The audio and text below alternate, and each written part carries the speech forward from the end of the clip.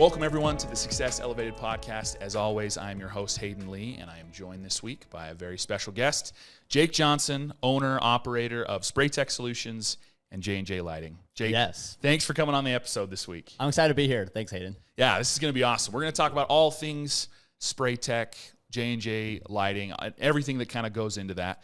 But first and foremost, I think it'd be kind of good to pick your brain a little bit about what it was like growing up with Michael Johnson, who is your brother and our owner here at Spot On Solutions and Get Found First.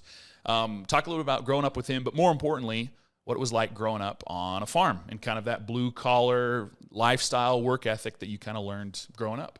Yeah, I knew Michael was going to come up in this conversation today. I mean, there's no way to. There's no way it's not going to come up. But me and Michael could not have been more different. Yeah. I mean, if we were in high school together, you would never catch us hanging out or hanging out together after school or whatever.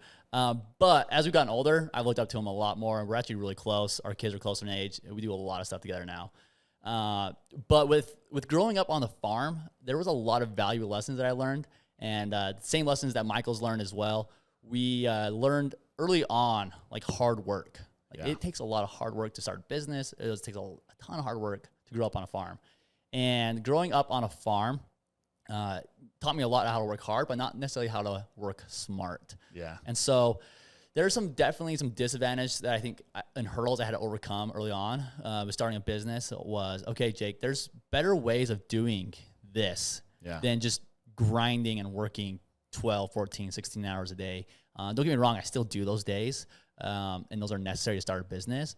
But how can I be more efficient with that time and make the most use and maybe find a way to scale certain things or make it easier for others? And so that was one really great advantage of growing up on a farm, and one big disadvantage growing up on a farm was those two aspects. Well, and yeah, Michael also talked a lot about that as well. That like there are just some you learn a great work ethic, but you also learn that if in the long run, this is not something I want to do. For forever. And, there's nothing wrong with it. A lot of people do that for their career because they just truly, truly love it. But I think, the lessons there are probably the most important thing, that you can work super, super hard and you learn how to work hard and you learn what it takes to work hard and getting in that mindset. But you also learn, I don't want to do this forever. So how can I find a way to maybe not have to do this for forever? Yeah, and it wasn't necessarily I didn't enjoy farming, or I love being outdoors. I can't stand being in front of a computer all day, and so farming was great. I really did enjoy it, but there's just certain aspects of growing up, especially in my mindset, that I just early on didn't learn. But some other valuable aspects of growing up on a farm was that delay of instant gratification that the world has to offer. You would farm or we would do 4-H at a young age, and we would raise these livestock for months, and then you would go sell them at the end of the year.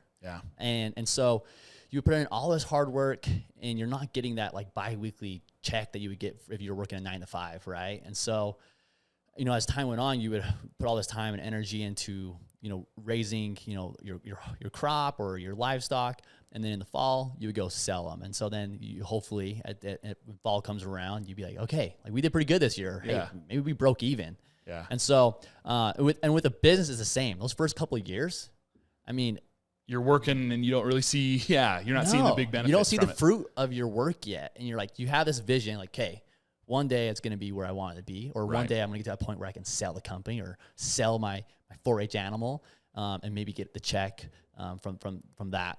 And so that's one aspect I was super grateful to learn at a young age is, okay, put in the work now and get that reward later. I love it. It's a great example.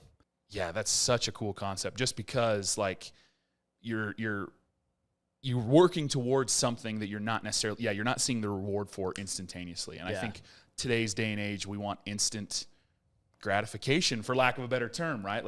That's the thing we want more so than anything else is I do X and I get Y. But owning a business, working on a farm, sometimes that's not always the case. You've got to put in those long 12-hour, 14, 16-hour days, as I'm sure you have, and just know that, okay, sometime in the future, this is going to pay off.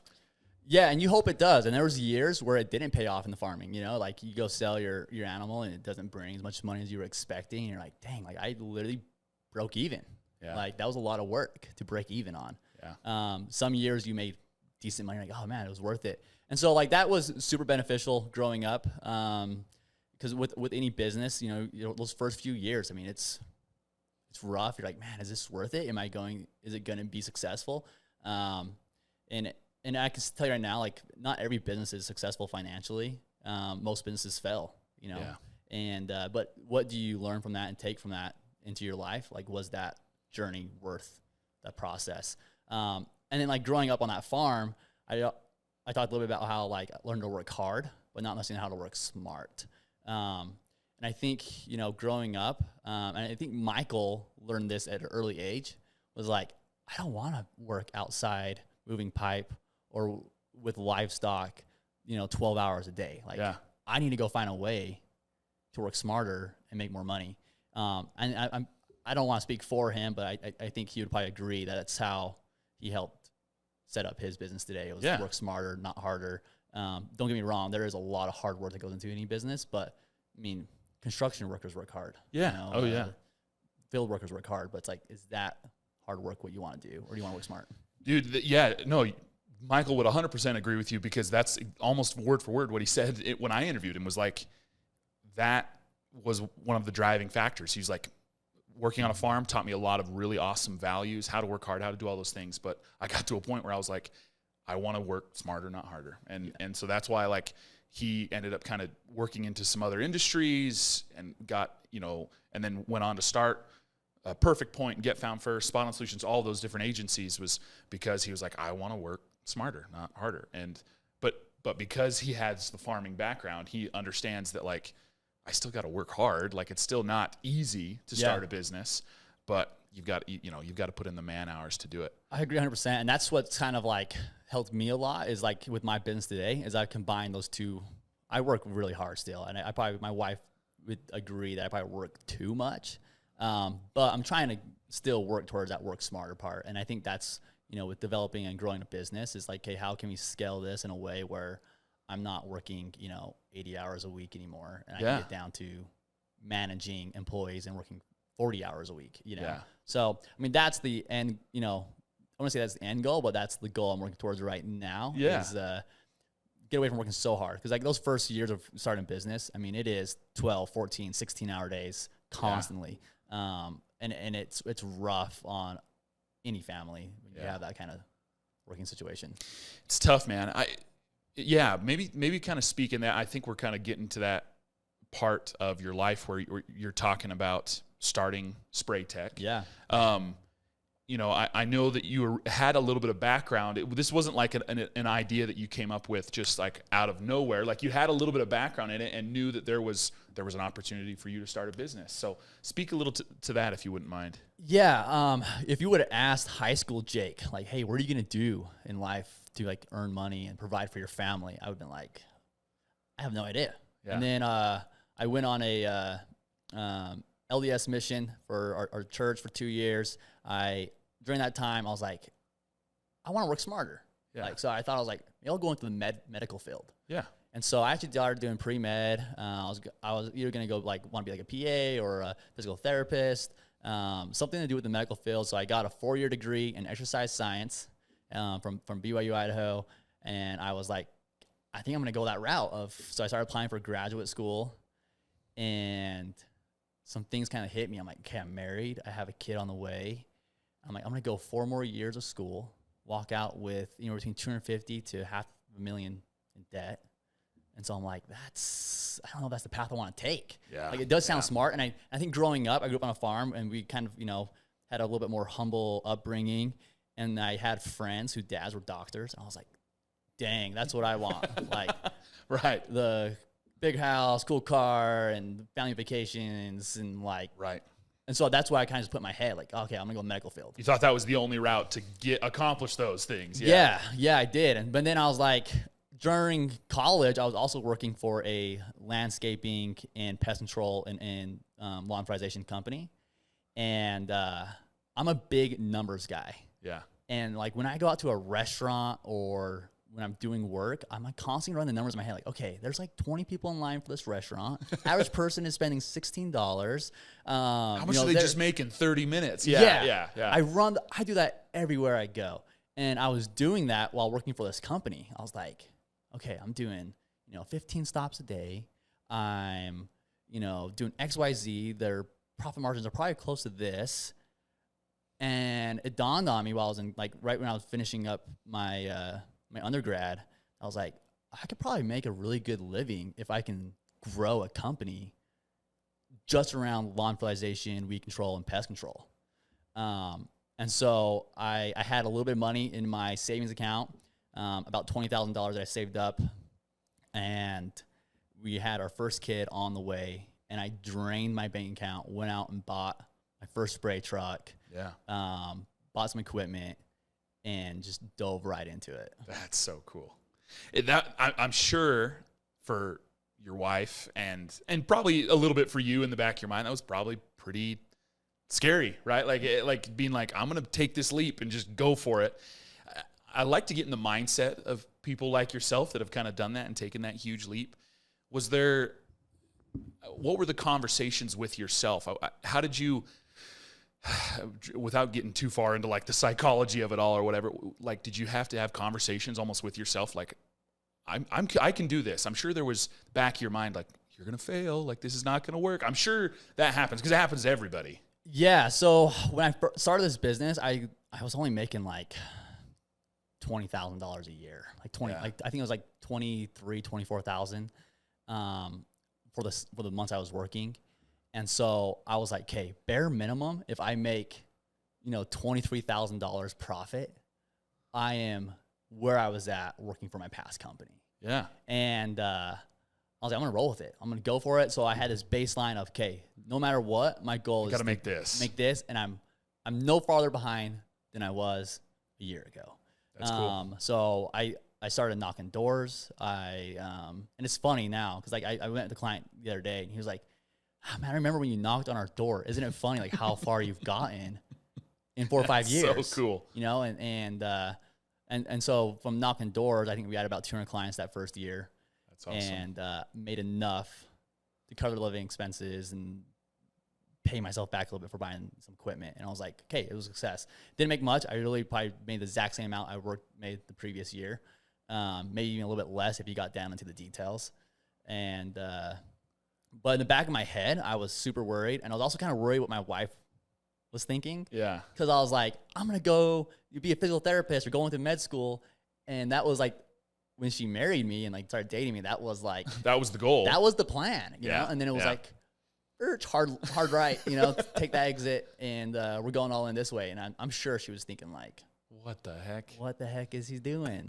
So that's awesome, man. But it's gone good. Well, and yeah, to kind of go back to your first point, like you knew the numbers, like you knew down to like, you knew what you made at your previous job. You figured if I can just make this in profit, I'm going to be in the same exact boat. Yeah, I'm going to have to put in more hours because I'm a business owner, but you knew the numbers well enough. In fact, you knew the numbers so well. Katie, when we were kind of prepping for this interview, Katie wanted me to bring up a funny story that she said, Michael, when you were first kind of going to start this business, Michael said, okay, come pitch us a business plan. Yeah. Katie told me, she's like, it was the best business plan I've ever had anybody give to me. Like Katie was 100% like, this is the coolest thing ever. So talk a little bit about presenting the business plan to Michael, your brother, and Katie, a family friend, I guess.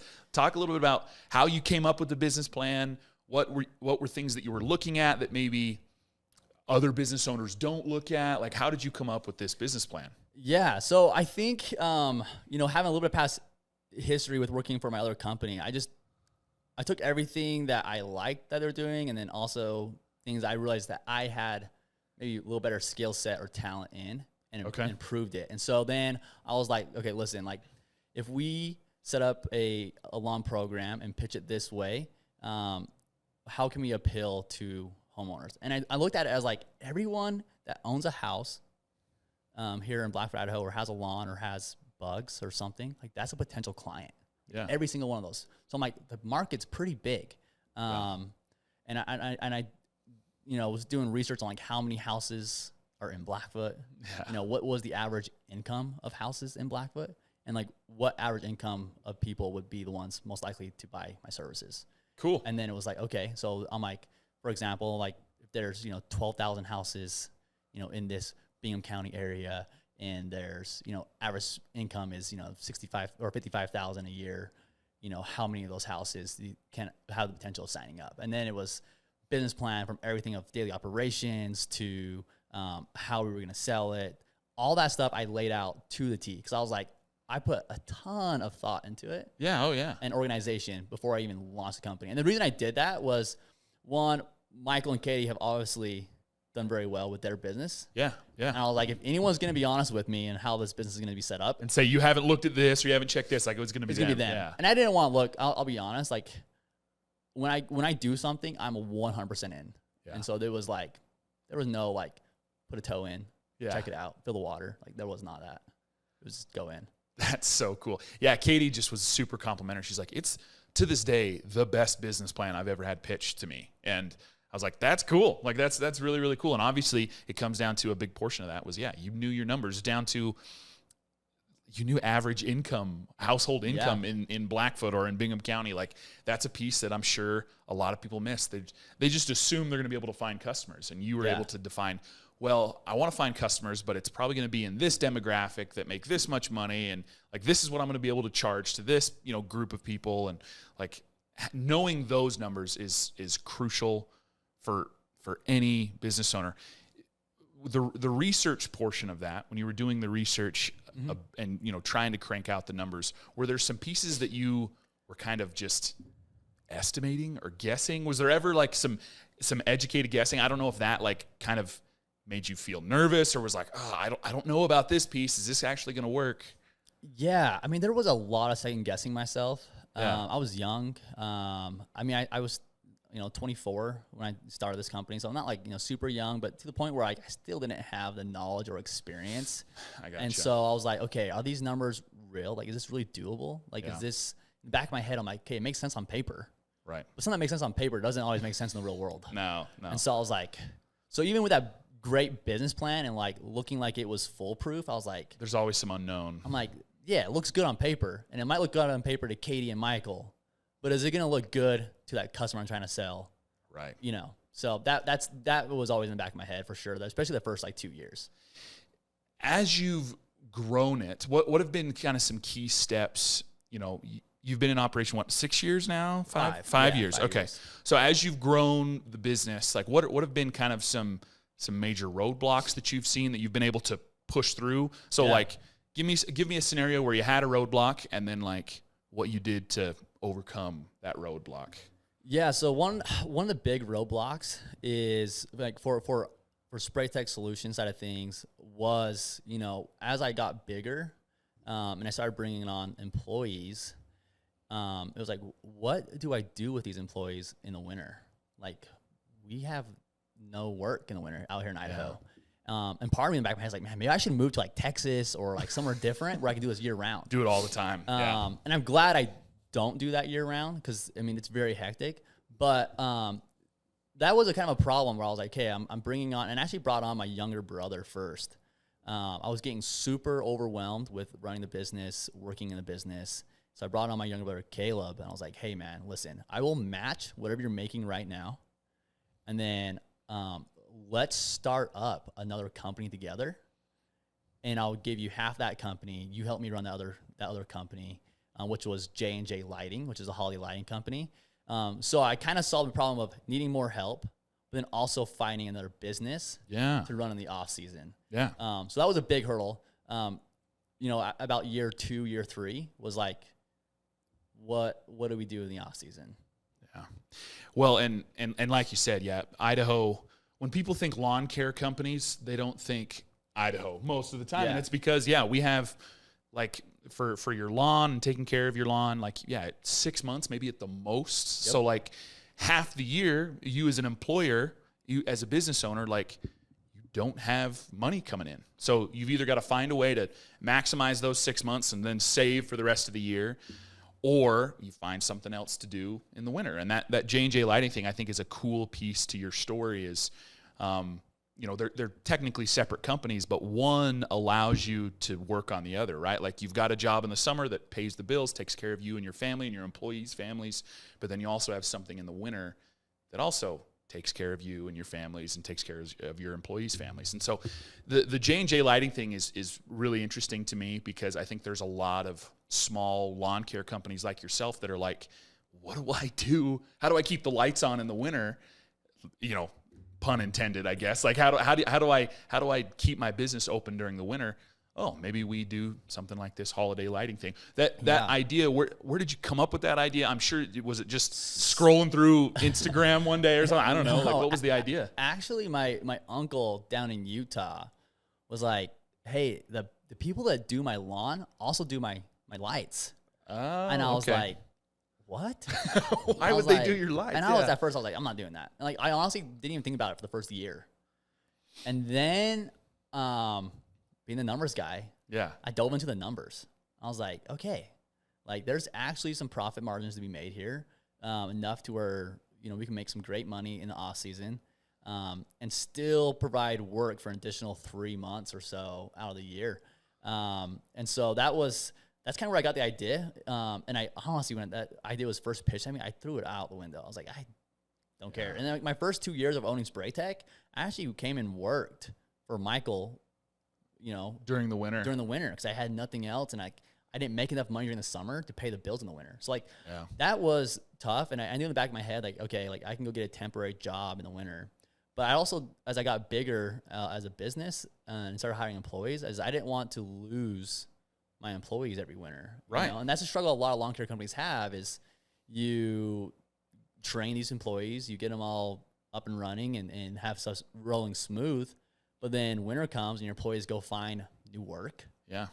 Like getting them to come back, it's pretty tough. Well, and I mean, there are, I've heard of stories out there, like in the construction industry, that like guys will have to lay off whole crews during the winter. And those crews then have to claim unemployment for 4, 5, 6 months and just hope that their job is back there the next spring. And yeah, like you're saying, like this is a great way to retain your employees, because you don't have to do that. You say, hey, we got jobs for you. You know, maybe not 100% year round, but there's a lot smaller of a gap than 6 months. Like you might have work for them 10 months of the year instead of just 6 months, or, you know, whatever it is. And we're pretty good like about keeping our employees like on payroll, even in those, there's about 2 months where it's pretty slow. But we're like, hey, we encourage them to like take time off, spend time with your family, go on vacation. If you want the hours, we'll still get you the hours around the shop. We'll, you know, work on updating accounts. We'll, you know, like we'll still be productive. And then also gives a chance for the company,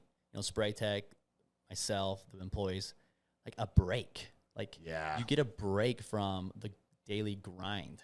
And so then it's like, then when March comes around, we start gearing up for another spray season. It's like, okay, I'm ready to go. Like I'm eager. You know, and I think it keeps me from getting burnt out as well, and as well as my employees. Well, yeah, similar to, again, we're, you know, Blackfoot's in an agriculture community. Like we just, ag is a big part of day to day. Everywhere you drive, you see potato fields or whatever. Like that's how a lot of farmers operate, right? Like they are incredibly busy for 8, 9 months of the year. And then, you know, having kind of that 2 to 3 months during the winter where they can kind of relax and take a break after working 14, 16-hour days throughout the summer. Like it's honestly a great way to, keep from getting some of that burnout as a business owner, as an employee. Like, hey, we're going to work extremely hard during the summer. Everybody's going to make good money, but then we're going to take a couple months off in the winter. And it's a great way to, keep some of that burnout from happening. Yeah, 100%. Yeah. The next kind of thing that I wanted to pick your brain a little bit about, because you are kind of still, you know, you've been in operation for 5 years now. J&J Lighting's even, you know, less than that. Yeah. What's kind of the future look like for both of those companies? What are some of the goals that you have? What are you hoping happens eventually? At the beginning of when we first kind of started talking, you had mentioned, you know, a goal that you've got right now is trying to minimize 80 hours a week to maybe closer to 40, making it more realistic for you as a business owner.